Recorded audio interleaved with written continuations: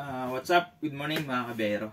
May gusto lang akong ipaliwanag about sa page ko.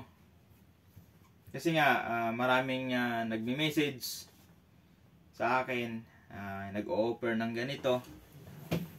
Di ko alam kung legit or what. Kasi mahirap na kasi sa panahon yun. Marami kasing yung nagre-reklamo yung mga vlogger, na-hack yung account nila, naka-hack yung YouTube channel, Facebook page na-hack dahil sa mga ganitong pangyayari.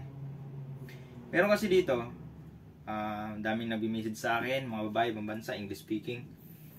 May message sa akin na ayan, o-operan nila ako ng ganito. Willing daw ba ako mag-promote sa page ko. Kaya iba, dahil dyan sa yung iba na hack yung Facebook page kasi mag-a-ask yan ng information about sa Facebook page mo. So once pag ibinigay mo na yung information mo, doon na mangyayari na pwede nilang i-hack yung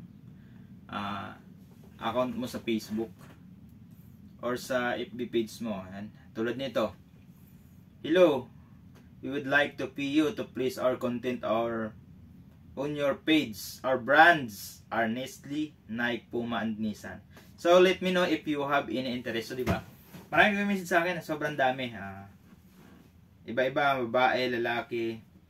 Tapos meron pa dito, operan ako ng $1,000 para i-promote ko lang yung brand nila sa Facebook page ko. So yun ang iniwasan ko kasi sabi, marami kasing hacker talaga ngayon, i-hack yung Facebook page mo. So doon ako natatakot kasi nga hindi ko nire-replyan kasi nga baka biglang ma-hack yung Facebook page ko. So sayang naman, diba, kita mo naman maraming nagrereklamo dahil dyan, dahil yung Facebook account nila is na-hack.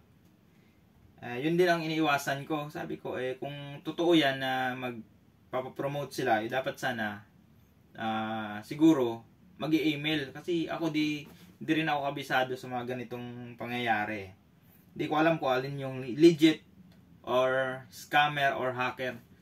So paki-comment down below na lang kung paano ba malalaman kung tunay o legit yung magme-message sa iyo na magpo-promote sa iyong Facebook page. So yun lang, awareness lang mga kabiyahero. Maraming salamat. Sana follow nyo ako. Like and share sa Facebook page ko, Talitas Vlog. So maraming salamat, thank you.